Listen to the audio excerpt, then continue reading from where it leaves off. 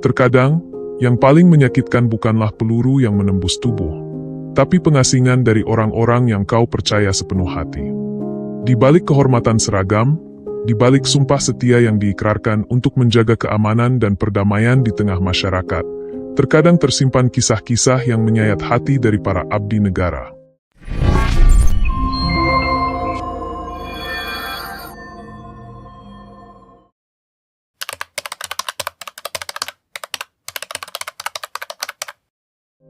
Halo sahabat, cerita kali ini merupakan kisah nyata tentang perselingkuhan istri anggota polisi yang tega mengkhianati suaminya. Dan yang paling menyakitkan, sang istri ternyata selingkuh dengan dua pria yang tak lain adalah teman dekat suaminya, sesama anggota polisi. Sebelum lanjut, jangan lupa subscribe dan tekan lonceng notifikasinya. Kisah ini bukan tentang pelanggaran hukum, melainkan tentang penghinaan yang paling menyakitkan dalam rumah tangga, dalam persahabatan, dan kehormatan. Tentang seorang pria yang bertugas menjaga hukum, namun rumah tangganya justru hancur oleh mereka yang seharusnya berdiri di sisinya. Sebut saja namanya Bribtu Adi. Seorang anggota Polri yang dikenal di kesatuannya sebagai seorang pribadi yang tenang dan bertanggung jawab.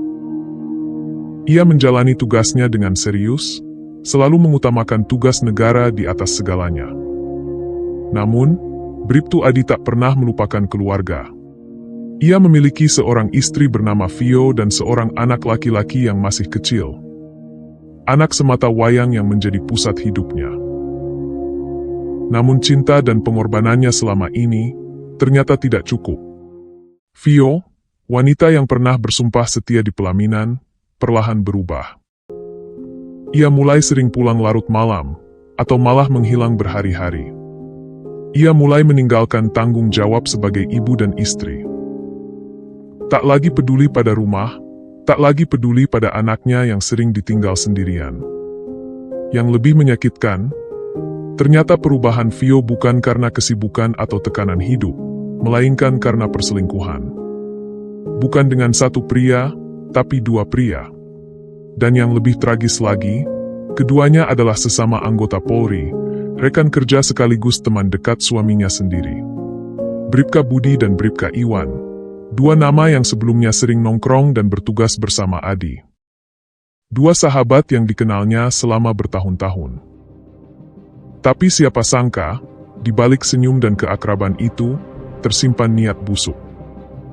Mereka menjalin hubungan terlarang dengan Vio istri Adi, tanpa malu, tanpa rasa takut. Hubungan itu dilakukan secara sembunyi-sembunyi, kadang di kontrakan, kadang bahkan di luar kota. Vio pernah pergi ke luar daerah dengan selingkuhannya, meninggalkan anak dan suami tanpa kabar. Dalam semua ini, tentu anak mereka menjadi korban yang paling menderita. Bocah kecil itu tumbuh di rumah yang penuh ketegangan. Ia sering ditinggal ibunya berhari-hari.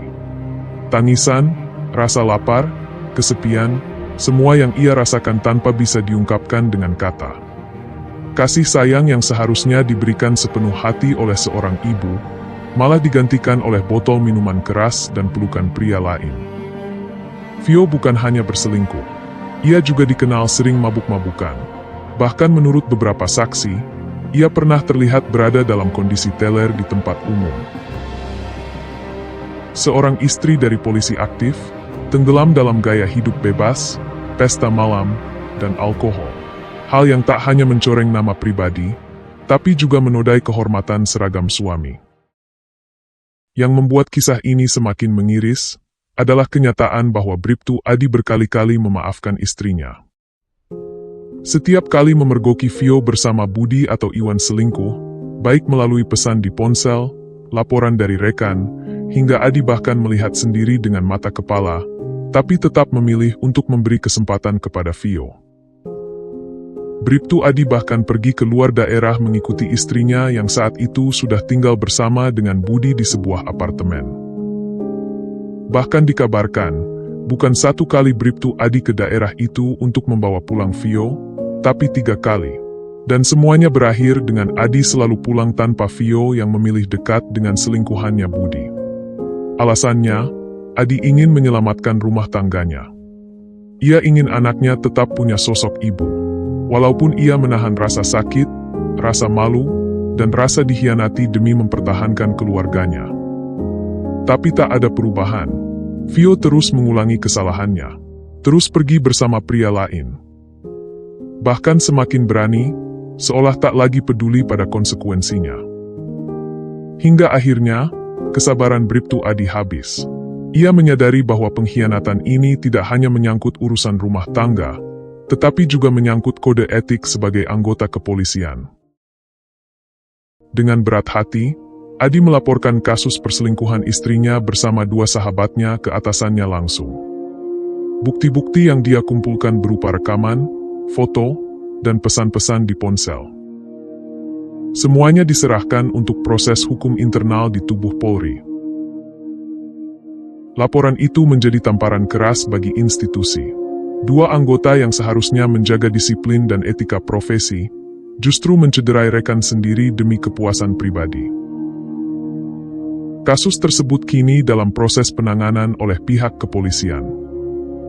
Ada kemungkinan besar bahwa ketiga pelaku, Vio, Budi dan Iwan akan dikenakan sanksi, baik secara etik maupun pidana, tergantung hasil penyelidikan. Sementara itu Bribtu Adi memilih fokus pada anaknya sambil menunggu proses hukum yang sedang berjalan. Ia bahkan bertekad untuk menjadi ayah terbaik bagi anaknya, dan tidak lagi membiarkan pengkhianatan merusak hidupnya. Di balik seragam dan janji pernikahan, kasus ini mengingatkan kita bahwa tidak semua luka tampak di permukaan. Kadang-kadang, luka yang paling dalam justru terjadi dalam diam, terjadi di balik pintu rumah, di balik seragam yang tampak gagah.